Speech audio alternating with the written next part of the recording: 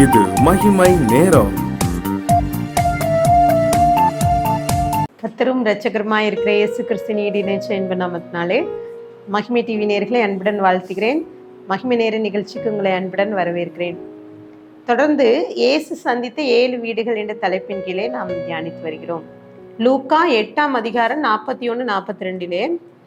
அப்பொழுது ஜெப ஆலய தலைவனாகிய எவ்வீரு என்னும் பேருள்ள ஒருவன் வந்து இயேசுவின் பாதத்திலே விழுந்து 12 வயதுள்ள தன்னுடைய ஒரே குமாரத்தி மரண அவஸ்தையாய் இருக்கிறபடியினால் தன் வீட்டிற்கு வரும்படி அவரை வேண்டிக் கொண்டான். அவர் போகையில் திரளான ஜனங்கள் அவரை நெருக்கினார்கள் என்று சொல்லி இங்கு குறிப்பிடப்பட்டிருக்கார். இன்றைக்கு 3வது நாளிலே எவ்வீருவின் வீடு.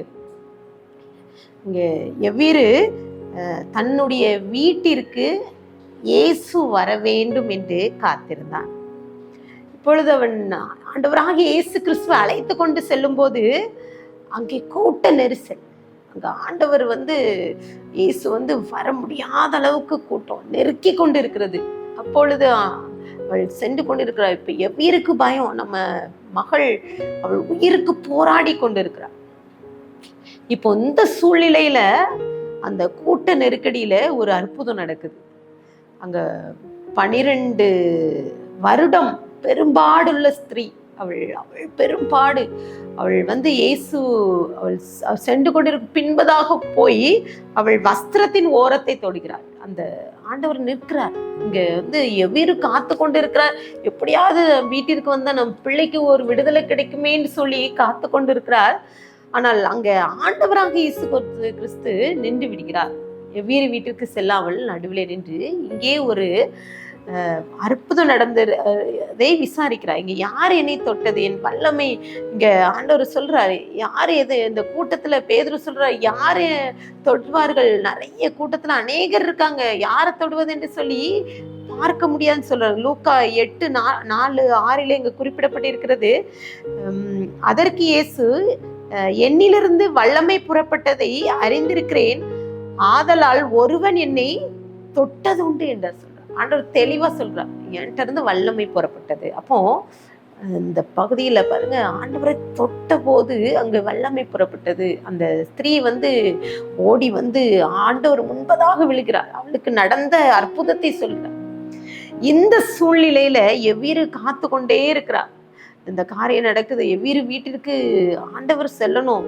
அப்போ நான் சொல்ற, மகளே திடன் கொள், இனி உன் விசுவாசம் உன்னை ரட்சித்ததுன்னு சொல்றான். அப்போ எவ்வீரு பார்த்து கொண்டே இருக்கிறான். நம்ம ஆண்டவர் தாமதிச்சு கொண்டே இருக்கிறாரே, வீட்டிற்கு இன்னும் வரலையேன்னு சொல்லிட்டு பார்த்து கொண்டிருக்கும் போது அங்க எவ்வீரு வீட்டுல இருந்து ஒரு காரியம் வருது. அப்போ அவங்க பேசி கொண்டிருக்கும் போதே ஜெப ஆலய தலைவன் வீட்டுல இருந்து ஒரு மனிதன் சொல்றான், போதகரை வருத்தப்பட வேண்டாம், குமாரத்தி மரித்து போனாள்.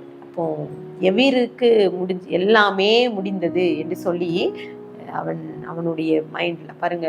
இன்றைக்கு சில நேரங்கள் அப்படிதான்.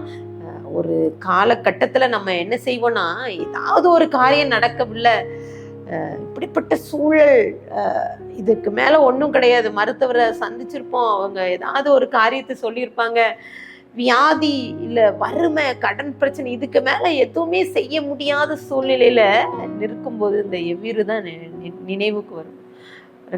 ஆண்டவர் எவ்வீரை பார்த்து சொல்கிறார். லூக்கா 8:50 இயேசு அதை கேட்டு பயப்படாதே, விசுவாசம் உள்ளவனாயிரு, அப்பொழுது அவள் ரட்சிக்கப்படுவார். பாருங்க, உடனே போறார்.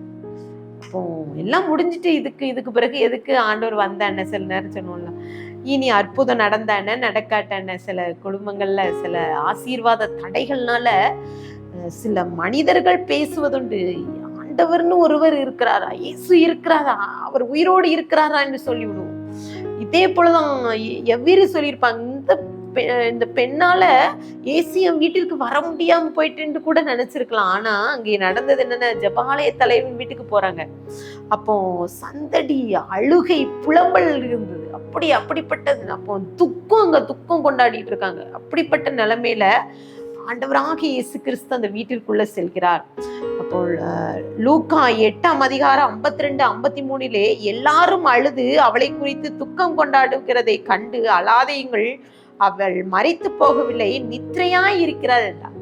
அப்போ எவ்வளோ பாருங்க, இந்த மாதிரி சொல்லும்போது மேலே அங்கே பார்த்தீங்கன்னா ஒருவேளை பைத்தியம் தான் பிடிச்சிட்டு போலன்னு சொல்லியிருப்பாங்க அந்த மனுஷனுக்கு இப்படி. அப்போ அந்த பகுதியில் லூக்கா 8:52-53 எங்க குறிப்பிட, அவள் மரித்து போனார் என்று அவர்கள் அறிந்ததினால் அவரை பார்த்து நகைத்தார்களாம். அப்போ அவளை பார்த்து ரொம்ப சிரிக்காங்க. இந்த ஒரு உண்மையிலே சொன்னா இந்த காரியத்தை நம்ம கேட்கும்போது வேடிக்கையா தான் இருக்குது. ஆனால் ஆண்டவர் அங்கே ஒரு அற்புதம் செய்கிறார். இயற்கைக்கு அப்பாற்பட்ட அதிசயம் அங்க நடக்குது. பேதுரு, யாக்கோபு, யோவா 3 பேரையும் வீட்டிற்கு அழைத்து கொண்டு சென்று அங்கே அந்த பெண்ணுடைய தாய் தகப்பன் மாத்திரம் அங்க இருக்காங்க. அங்க ஆண்டவர் அந்த பிள்ளையை தொட்டு தூக்கி பிடித்து, பிள்ளையே எழுந்துறாங்க. லூக்கால குறிப்பிடப்பட்டிருக்கிறார், பிள்ளையே எழுந்துருன்னு சொல்றா. இன்னும் மார்க்ல என்ன சொல்லி இருக்கிறாருன்னா தலித்தாகுமின்னு சொல்றாரு. அப்போ அங்க அதற்கு என்ன அர்த்தம்னா சிறு பெண்ணையே எழுந்துரு. இன்றைக்கு இந்த வார்த்தையை கேட்டுக்கொண்டிருக்கிற நீங்களும் கூட இதே போல ஒருவேளை மரண அவஸ்தையோடு நீங்க இருக்கிறீங்களா?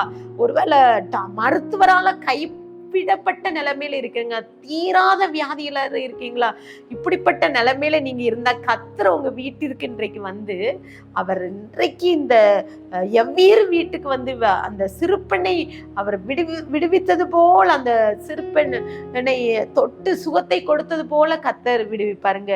குறிப்பிடப்பட்டு இருக்கிறது உபாகமம் 8:3 மனிதன் அப்பத்தினால் மாத்திரமல்ல கர்த்தருடைய வாயினால் புறப்படுகிற ஒவ்வொரு வார்த்தையினாலும் பிழைப்பான். நிச்சயமாக கர்த்தருடைய வார்த்தை அவர் வல்லமை உள்ளது.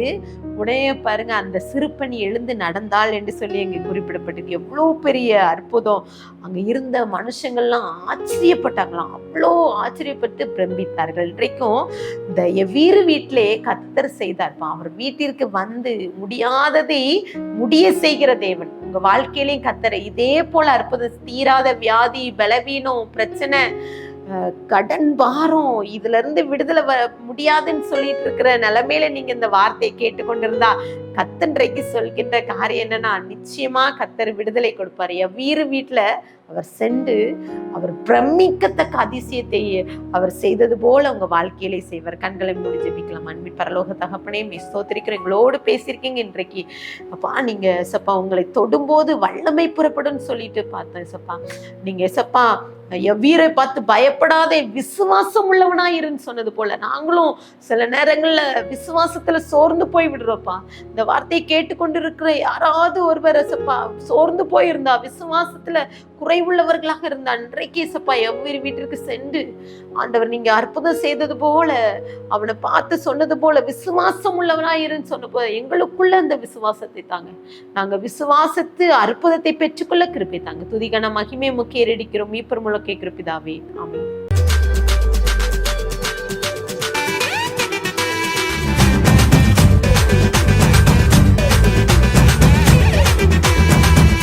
மகிமை மகிமை மகிமை மகிமை